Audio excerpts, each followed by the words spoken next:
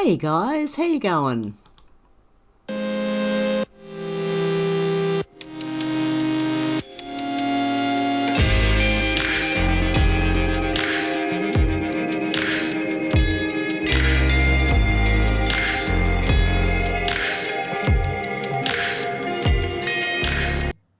Everyone mentioned today is innocent until proven guilty in a court of law, and everything I discuss here is theory until proven fact, even if it is. Okay, guys, let's get straight into it. This one is very interesting, and I'm sure a lot of people in the comments are going to have some interesting stuff to say about this one. MJ Truth Ultra said update Charlie Kirk. This is interesting, and I'm not sure what to make of it. Over the weekend, it was discovered that Judge Tony Graff, a Gov Spencer Cox appointee, issued a gag order restricting attorneys, law enforcement and the 3,000 plus attendees.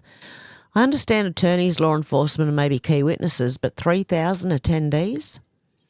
The order bans extrajudicial statements that have a substantial likelihood of materially prejudicing the trial per Utah Rule of Professional Conduct 3.6a. This includes any public comments, whether to media, on social media or in other public forums, that could influence potential jurors or compromise a fair trial. For the 3,000 event witness attendees, this means they cannot discuss case-specific details like what they saw, heard or know about the assassination of Charlie Kirk. Here's the problem. There is no documented US case that has applied a gag order to this magnitude, with no direct role in the investigation or litigation. Previous gag orders typically target attorneys, court staff or select witnesses. Example, key figures like victims or experts, rarely exceeding dozens of individuals. So what's this really about? Interesting. I tend to have a wait-and-see approach these days. Yeah. You can let me know what you think in the comments anyway. I know you will. And I don't mind, actually. James O'Keefe said that $100 billion federal contract scam exposed.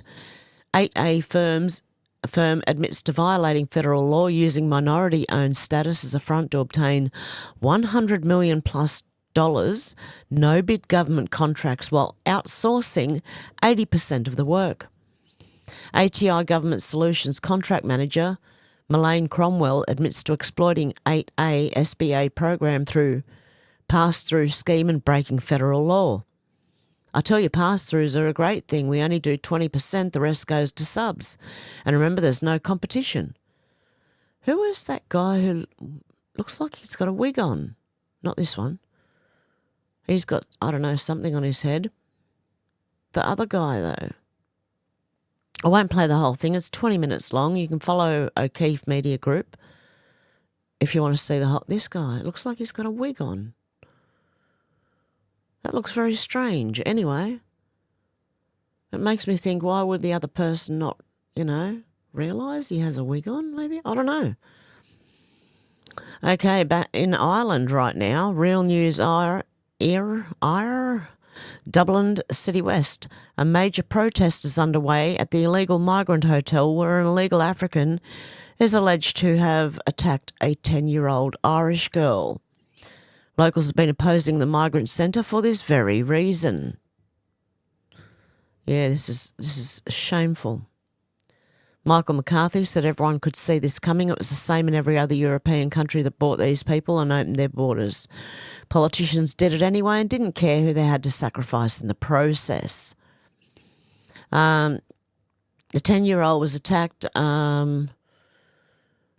by an asylum seeker on the grounds of the Dublin hotel. Sources say the girl, who's been in care, was not housed at the hotel, and investigators are working to establish how she ended up there. Very interesting. I'd like to know too. Okay, Melinda Richards said Anthony Albanese is lucky Australia has things the US wants. It sure does. Because he got off easy. Okay, Toots Little Fighter here. Can't read that bit. Very soon, people are going to understand how real Q is. Portland 1, San Fran 2, Oakland 3, Los Angeles 4, Baton Rouge 5, Memphis 6, St. Louis 7, Chicago 8, New Orleans 9, Washington DC 10, Baltimore 11, and New York City 12. Trust the plan. Okay, this person, Ellen Knuckle,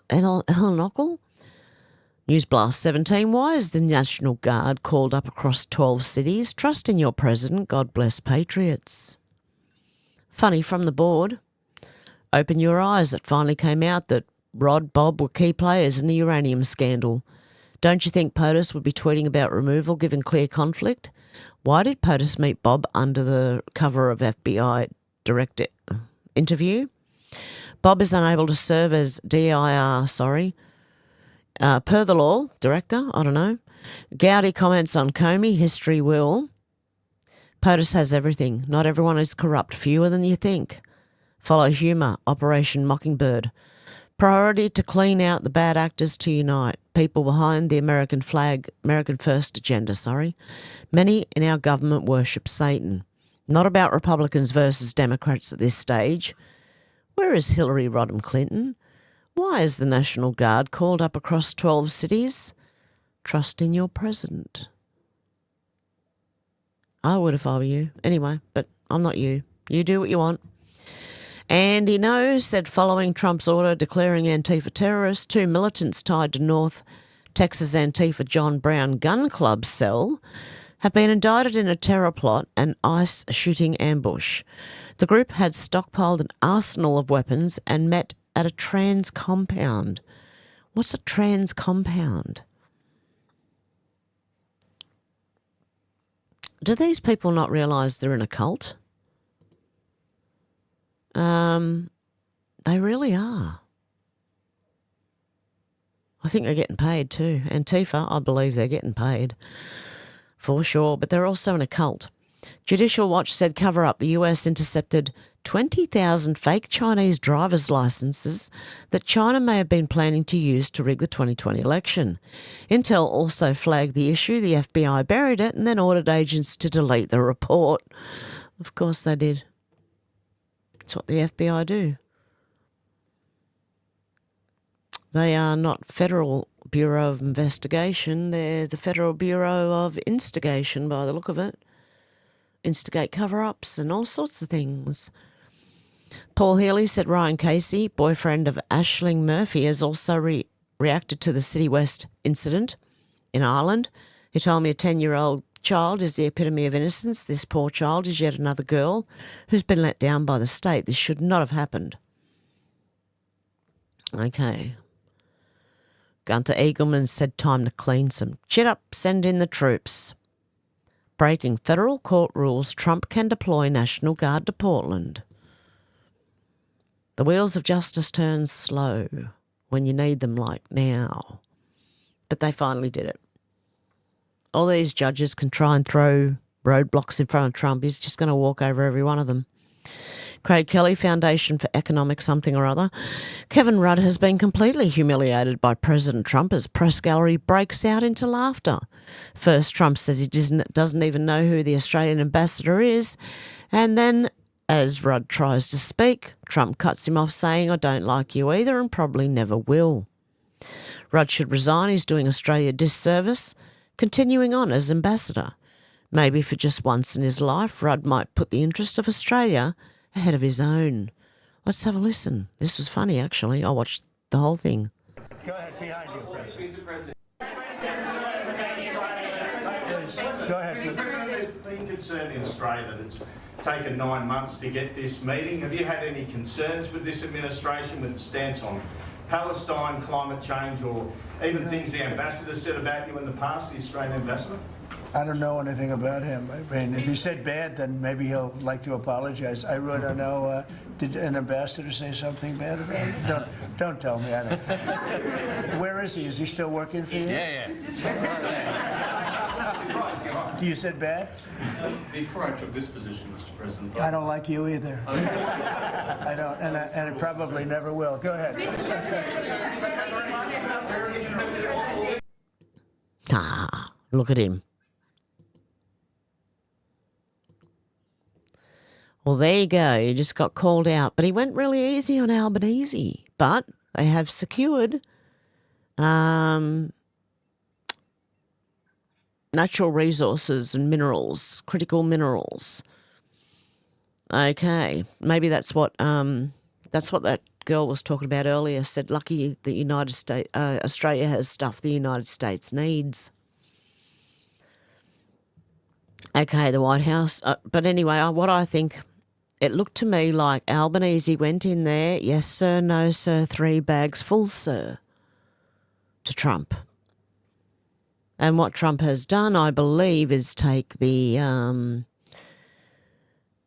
a lot of stuff from China away with this minerals deal. Sell the minerals to the US instead. Or, let us deal instead of China. But either way, Albanese went in very, very willing and to do whatever Trump wanted because he's scared of him. Okay, the White House said President Donald J. Trump and Australian Prime Minister Anthony Albanese signed a landmark critical minerals agreement to secure vital natural resources and strengthen the US-Australia alliance, and AUKUS as well. Rob Smith said Albanese was at the meeting with Trump but spoke very few words, sat there with his arse cheeks clenched, scared like a little boy in the principal's office. Exactly. The lefties will hype the meeting up as a success, but seriously, how can a stunned mullet do wrong? Look at the body language, Trump leaning in while Albo leans away. Yep. Body language says it all. Trump's got it all over him, I'm telling you. Trump's got him by the nuts. Okay, Australians versus the agenda. President Donald Trump says he doesn't know the ambassador of Australia, despite Kevin Rudd sitting right there in front of him. And there's Trump and there's Rudd, adding that he will never like him because he said bad things about him, obviously. Okay, Julie Donuts said, so many people still have no idea what's coming. It's already started. Comey, Bolton, Letitia James, Brennan, Hillary, Obama, and thousands in between them, literally thousands.